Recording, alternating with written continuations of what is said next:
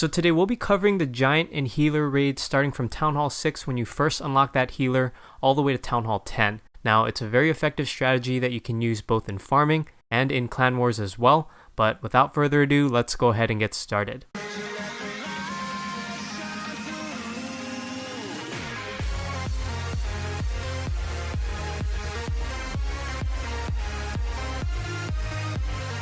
Hey guys, Evan here, hope you guys are doing well. Now, let's go ahead and kick off this video with a Town Hall 6 Giant Healer raid against another Town Hall 6. Now, in terms of general tips when you are constructing your Giant Healer army, in addition to those Giants and Healers, you have a wide variety of options in order to fill those extra army camp spaces. So for example, you can throw in Wizards, but I've also seen people throw in Valkyries, even P.E.K.K.A.s, but it really just all depends on what your ultimate goal is. Now, if you want to pack a punch in Clan Wars or even Trophy Push, you really want to bring those Wizards and your P.E.K.K.A.s, those huge damage dealers. But if your goal is to farm, save resources, and train an army quickly, you definitely want to throw in some archers or even some goblins for some fast training time and fast looting. Now, in terms of your two goals, you want to draw out clan castle troops and take out air defenses if they are exposed.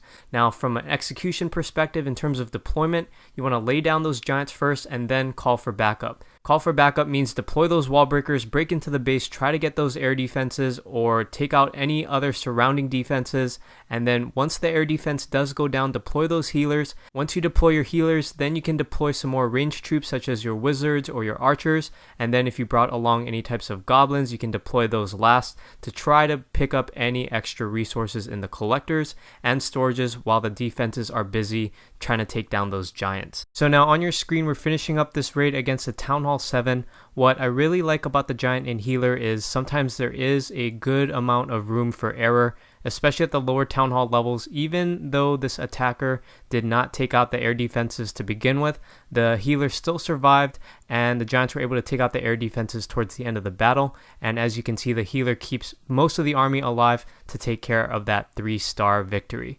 Alright, so moving right along, Town Hall 8 versus Town Hall 8. Again, the main reason why I love Giant and Healer so much is regardless of whether you're trophy pushing or you need a Clan War army, or if you're just farming loot, as you can see here, this is a collector type raid. You have gold in the top right cart, you have Dark Elixir in the glass box of the Dark Elixir drill, and as you can see, even though his goal probably is not to trophy push and win stars, he gets all of the loot in the collectors as well as gets a 2-star victory on this Town Hall 8 base.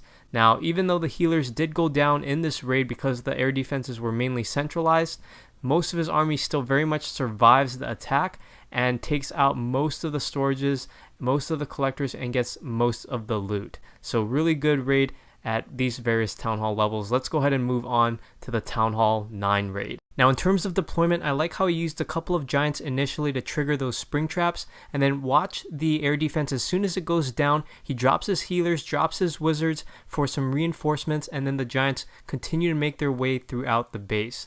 And then the healers are following around that group of giants just to keep them alive even longer. Now, you want to be careful when you're attacking these types of bases that appear to be active, that have a lot of traps, because that means the Seeking Air Mines might still be active as well and could take out the healers in one hit. So in this case though, it seems like that one healer is still alive and keeping alive the wizards just a little bit longer, and really benefits this person's army because he is able to raid a lot longer and stay around and try to take more loot. So that's why the healer is a very beneficial troop to have. Alright, now last but not least, we have Town Hall 10. Giant and Healer again is still very much a viable army at this Town Hall level as well, but you do want to make sure to bring along more than one healer just in case you encounter a Seeking Air Mine, which will take out those healers. But again, even if the healers go down really early, the main goal is to try to keep your army alive longer than it would have been had you not had that healer.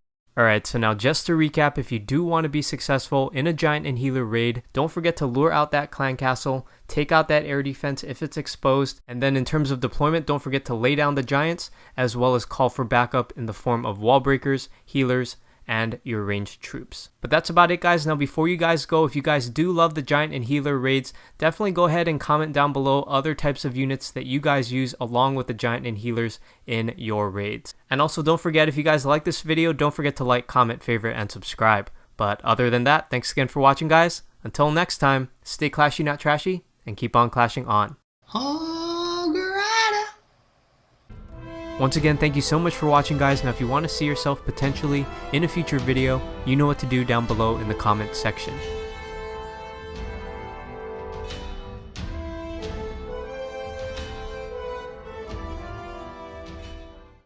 Oh, Greta. Barbarian.